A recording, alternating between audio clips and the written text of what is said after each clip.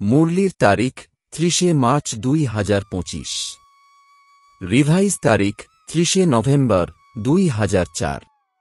মুরলির শিরোনাম, এখন নিজের আচরণ আর মুখমণ্ডল দ্বারা ব্রহ্মা বাবা সমান অব্যক্ত রূপ দেখাও, সাক্ষাৎকার মূর্ত হও। আজ ভাগ্য বিধাতা বাবা চতুর্দিকে নিজের শ্রেষ্ঠ ভাগ্যবান বাচ্চাদের দেখে আনন্দিত হচ্ছেন।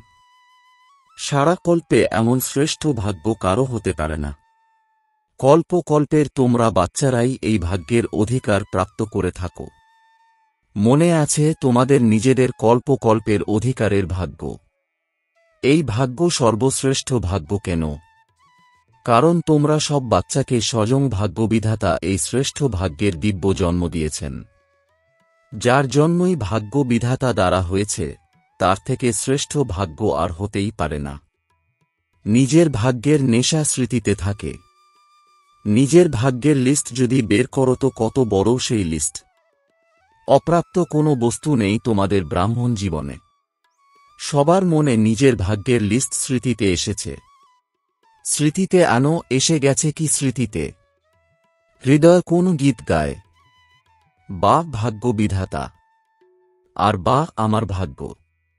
এই শ্রেষ্ঠ ভাগ্যের বিশেষত্ব এটাই, এক ভগবান দ্বারা তিন সম্বন্ধের প্রাপ্তি, এক দ্বারা একের মধ্যে তিন সম্বন্ধ, যা জীবনে বিশেষ সম্বন্ধ হিসেবে গাওয়া হয়েছে, বাবা, শিক্ষক, সদ্গুরু। কারো এক দ্বারা তিন বিশেষ সম্বন্ধের প্রাপ্তি হয় না। তোমরা গর্বের সঙ্গে বলে থাকো আমাদের বাবাও আছেন, শিক্ষকও আছেন, তো সদ্গুরুও আছেন। বাবার দ্বারা সর্বভাণ্ডারের খনি প্রাপ্ত হয়েছে। ভাণ্ডারের লিস্টও স্মৃতিতে এসেছে। স্মৃতিতে নিয়ে এসো কোন কোন ভাণ্ডার বাবার দ্বারা পেয়ে গেছ। পেয়ে গেছ নাকি পাওয়া বাকি আছে? কি বলবে? তোমরাই বালক তথা মালিক। শিক্ষক দ্বারা শিক্ষা থেকে শ্রেষ্ঠ পদের প্রাপ্তি হয়ে গেছে। বাস্তবেও যদি দেখা যায় দুনিয়াতেও সর্বাপেক্ষা শ্রেষ্ঠ পদ রাজ্য পদ গাওয়া হয়ে থাকে, তো তোমরা তো ডবল রাজা হয়ে গেছ। বর্তমান স্বরাজ্য অধিকারী আর ভবিষ্যতে অনেক জন্ম রাজ্য পদাধিকারী। পঠন পাঠন এক জন্মের, সেটাও ছোট একটা জন্ম, আর পদের প্রাপ্তি অনেক জন্মের। তাছাড়া রাজ্য অখণ্ড, অটল, নির্বিঘ্ন রাজ্য। এখনও স্বরাজ্য অধিকারী নিশ্চিন্ত বাদশাহ তোমরা হয়েছ কি? নিশ্চিন্ত বাদশাহ হয়েছ কি? যে নিশ্চিন্ত সে হাত ওঠাও। নিশ্চিন্ত, একটু চিন্তা নেই তো? দেখতে হবে, যখন কোনো পাপেট শো সামনে আসে চিন্তা হয় কি? হয় না তো। অল্প চিন্তা, চিন্তন চলে নাকি চলে না? বাস্তবত শ্রেষ্ঠ ভাগ্য এখন থেকে নিশ্চিন্ত বাদশাহ বানায়। অল্প বিস্তর এই যে পরিস্থিতি আসে তা ভবিষ্যতের জন্য আরও অনুভবী, পরিপক্ক করে। এখন তো সবাই এই ভিন্ন ভিন্ন বিষয়ের অনুভবী হয়ে গেছ তো না? ঘাবড়ে যাও না তো। আরামে সাক্ষী সিটে বসে এই পাপেট শো দেখো, কার্টুন শো দেখো। নেই কিছুই, এটা কার্টুন। এখন মজবুত হয়ে গেছ তো না? মজবুত হয়েছে কি এখন? নাকি কখনো কখনো ঘাবড়ে যাও? এটা আসে কাগজে বাঘ হয়ে। হয় কাগজের কিন্তু বাঘ হয়ে আসে। এখন সময় অনুসারে অনুভবী মূর্ত হয়ে সময়কে, প্রকৃতিকে, মায়াকে চ্যালেঞ্জ করো, এসো আমি বিজয়ী। বিজয়ীর চ্যালেঞ্জ করো। মাঝে মাঝে কাশি আসছে, আজ বাজনা অর্থাৎ শরীর সামান্য খারাপ আছে, মিলিত হতে তো হবে তাই না? বাপদাদার কাছে দুটো গ্রুপ বারবার আসে, কিসের জন্য আসে? দুটো গ্রুপই বাপদাদাকে বলে, আমরা প্রস্তুত। এক, এই সময় প্রকৃতি আর মায়া। মায়া বুঝে গেছে এবার আমার রাজত্ব চলে যাচ্ছে। আর দ্বিতীয় গ্রুপ হল অ্যাডভান্স পার্টি। দুই গ্রুপ ডেট জিজ্ঞাসা করছে। ফরেনে তো 1 বছর আগে ডেট ফিক্স করো, তাই না? আর এখানে 6 মাস আগে। ভারতে তোমরা ফার্স্ট যাও, 15 দিনেও কোনো প্রোগ্রামের ডেট স্থির হয়ে যায়।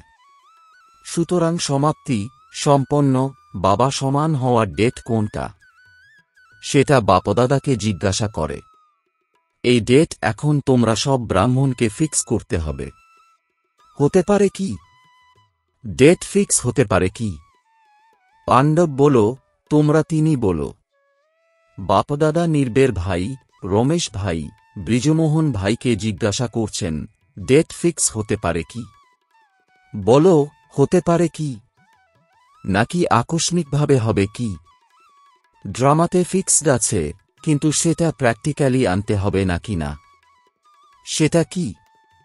বলো, হবে কি? অকস্মাৎ হবে কি? যারা বলে ড্রামাকে প্র্যাকটিক্যালি আনার জন্য মনে ডেটের সংকল্প করতে হবে, তারা হাত উঠাও। করতে হবে। এরা হাত তুলছে না। হঠাৎ হবে। তোমরা ডেট ফিক্স করতে পারবে কি? পিছনের তারা মনে করে নিয়েছে হঠাৎই হওয়ার আছে, এটা রাইট। কিন্তু নিজেকে তৈরি করার জন্য অবশ্যই লক্ষ্য রাখতে হবে। বিনা লক্ষ্যে সম্পন্ন হওয়ার ক্ষেত্রে গডিমসি ভাব এসে যায়। দেখো, তোমরা যখন ডেট ফিক্স করো তখন তোমাদের সফলতা প্রাপ্ত হয়। যে কোনো প্রোগ্রামের ডেট ফিক্স করো তো, তাই না? হতেই হবে, এই সংকল্প করতে হবে তো না? নাকি না, ড্রামাতে আছে, আপনা থেকেই হয়ে যাবে কি? কি মনে করছো? প্রথম সারির তোমরা বলো। প্রেম, দেরাদুন, বলো। করতে হবে, করতে হবে তো? জয়ন্তী বলো, করতে হবে তো? সেটা কবে হবে? অন্তে হবে যখন সময় এসে যাবে। সময় সম্পন্ন বানাবে, নাকি তোমরা সময়কে সমীপে নিয়ে আসবে? বাপদাদা দেখেছেন যে স্মৃতিতে জ্ঞানও থাকে, নেশাও থাকে, নিশ্চয়ও থাকে, কিন্তু এখন অ্যাডিশন দরকার, আচরণ আর মুখমণ্ডল দ্বারা যেন দৃশ্যমান হয়। বুদ্ধিতে তোমাদের সব স্মৃতি বজায় থাকে, বোধেও আসে, কিন্তু এখন স্বরূপে আসতে দাও।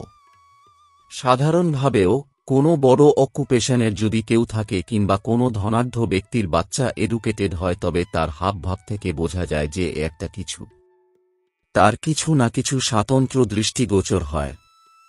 তো এত বড় ভাগ্য, উত্তরাধিকারও আছে, পঠন পাঠন আর পদও আছে। স্বরাজ্য তো এখনও আছে, তাই না? প্রাপ্তিও সবই আছে, কিন্তু আচরণ আর মুখমণ্ডল দ্বারা ভাগ্যের নক্ষত্র ললাটভাগে যেন ঝলমলে রূপে দেখা যায়, সেটা এখন অ্যাডিশন দরকার। এখন তোমরা সব শ্রেষ্ঠ ভাগ্যবান আত্মা দ্বারা লোকের এই অনুভব হতে হবে, দরকার নয়, হতে হবে যে এরা আমাদের ইষ্টদেব, ইষ্টদেবী। এরা আমাদের। যেমন তোমরা ব্রহ্মা বাবার মধ্যে দেখেছ, সাধারণ তনে থেকেও শুরুর সময়তেও ব্রহ্মা বাবার মধ্যে কি দেখা যেত? কৃষ্ণ দেখা যেত, তাই তো? তোমরা যারা শুরুর সময়ের তাদের অনুভব রয়েছে তো শুরুর সময়তে যেমন ব্রহ্মা বাবা দ্বারা কৃষ্ণ দৃশ্যমান হতেন, ঠিক তেমনি লাস্টে কি দৃষ্টিগোচর হতো? অব্যক্ত রূপ দৃশ্যমান হতো, তাই তো? আচার আচরণে, মুখমণ্ডলে দেখা গেছে না। এখন বাপদাদা বিশেষ নিমিত্ত বাচ্চাদের এই হোম ওয়ার্ক দিচ্ছেন, যে এখন ব্রহ্মা বাবা সমান যেন অব্যক্ত রূপ দৃশ্যমান হয়। আচরণ আর মুখ দ্বারা মালার ন্যূনতম 108 দানা যেন দৃশ্যমান হয়। বাপদাদা নাম চান না, নাম বলেন না 108 কারা, কিন্তু তাদের আচার আচরণ এবং মুখমণ্ডলে আপনা থেকেই প্রত্যক্ষ হোক। এই হোম ওয়ার্ক বাপদাদা নিমিত্ত বাচ্চাদের বিশেষভাবে দিচ্ছেন। হতে পারে কি? আচ্ছা, কত সময় দরকার? এমন মনে করো না যারা পড়ে এসেছ, তোমাদের কেউ কেউ মনে করো আমার তো অল্প কয়েক বছরই হয়েছে। এটা টাইমের বিষয় নয়। যে কেউই লাস্ট সো ফাস্ট আর ফাস্ট সো ফার্স্ট যেতে পারে, এটাও বাপদাদার চ্যালেঞ্জ, করতে পারো। যে কেউই করতে পারো।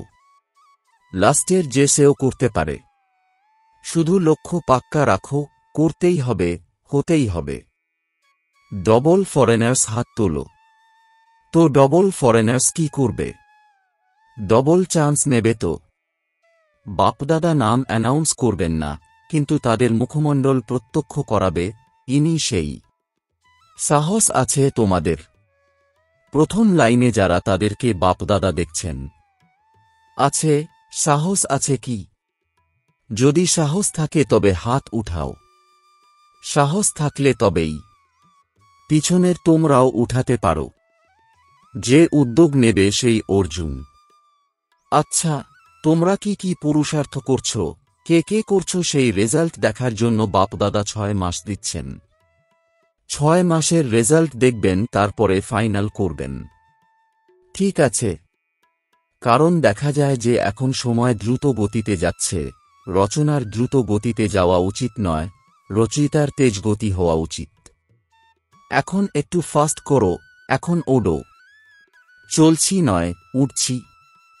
জবাবে খুব ভালো প্রত্যুত্তর দাও, আমরাই তো হই, তাই না? আর কে হবে? বাপদাদা খুশি হন। কিন্তু এখন মানুষজন অর্থাৎ আত্মারা কিছু দেখতে চায়। বাপদাদার স্মরণে আছে শুরুর সময় যখন তোমরা বাচ্চারা সেবাতে বের হয়েছিলে, তখন বাচ্চাদের দ্বারাও সাক্ষাৎকার হতো।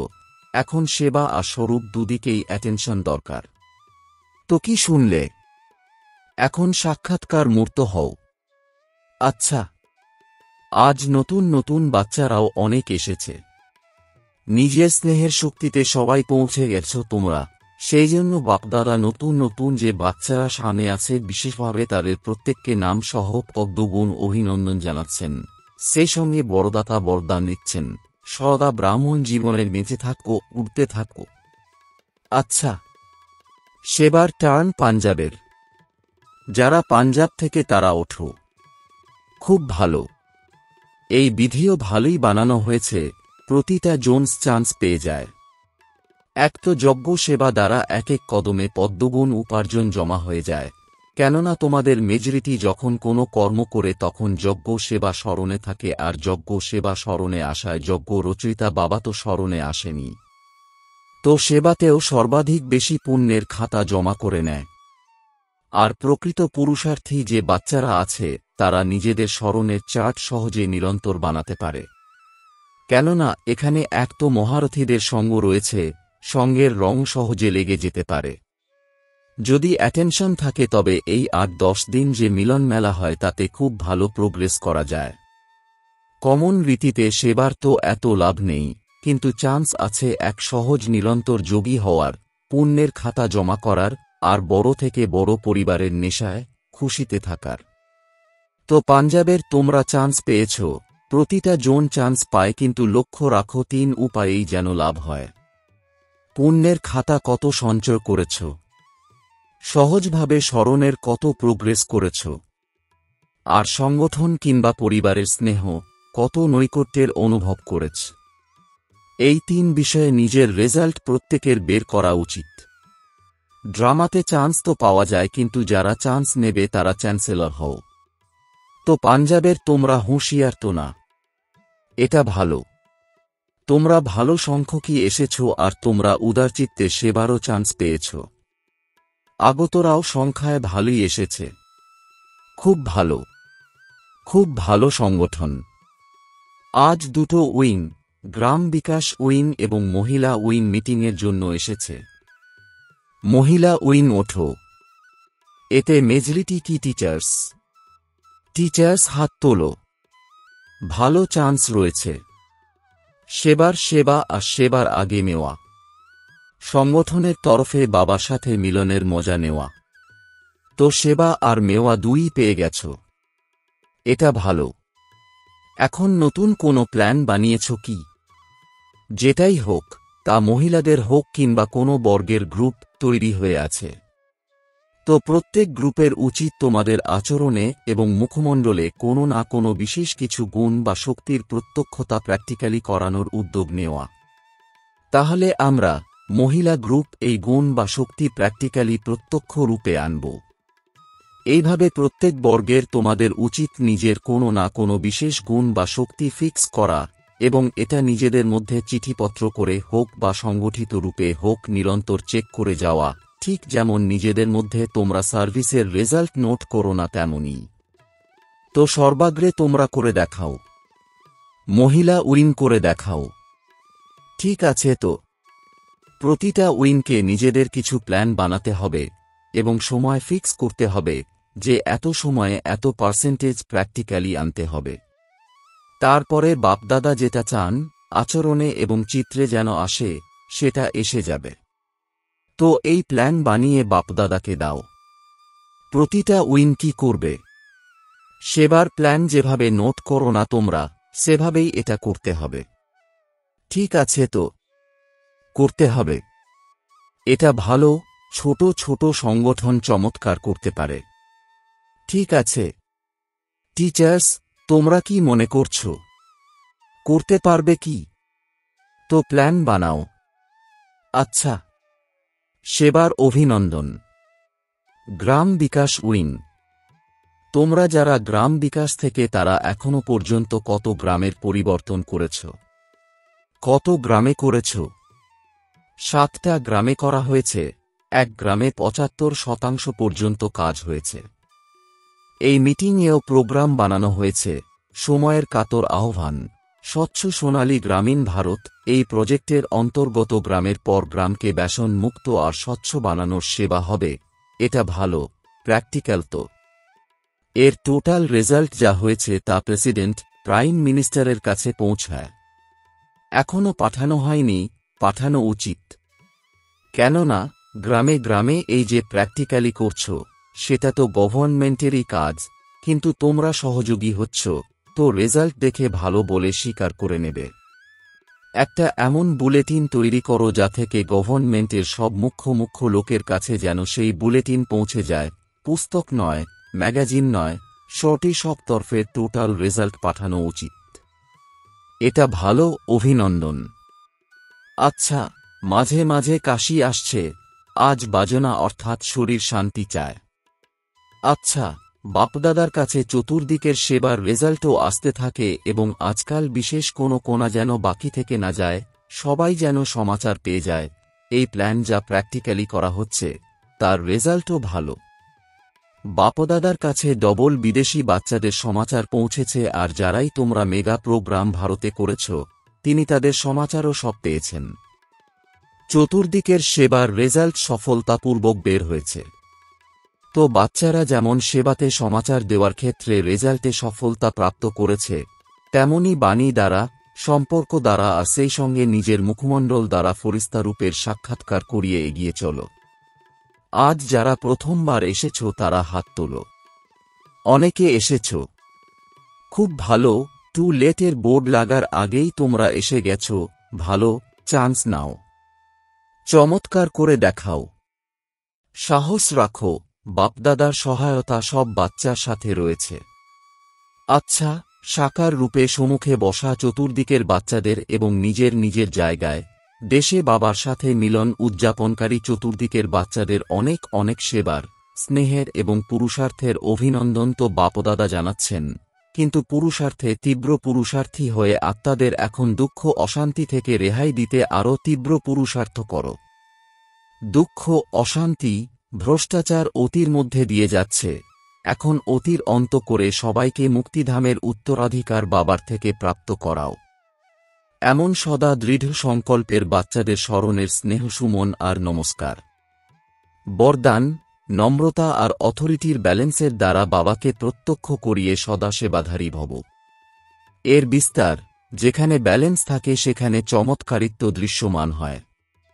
যখন তোমরা নম্রতা ও সত্যতার অথরিটির ব্যালেন্স দ্বারা যে কোনো কাউকে বাবার পরিচয় দেবে তখন চমৎকারিত্ব প্রতীয়মান হবে। এই রূপ দ্বারা বাবাকে প্রত্যক্ষ করাতে হবে। তোমাদের বল স্পষ্ট হোক, তাতে স্নেহ থাকবে, নম্রতা এবং মধুরতাও থাকবে, তথা মহত্ব এবং সত্যতা থাকবে, তবে প্রত্যক্ষতা হবে। বলতে বলতে মাঝে মাঝে অনুভব করিয়ে চলো, যাতে একাগ্রতায় মগ্নমূর্ত অনুভব হবে। এমন স্বরূপ দ্বারা যারা সেবা করে তারাই বিশেষ সেবাধারী হয়। স্লোগান, সময়কালে যদি কোনো সাধন না থাকে তবুও সাধনায় যেন বিঘ্ন না পড়ে। ওম শান্তি।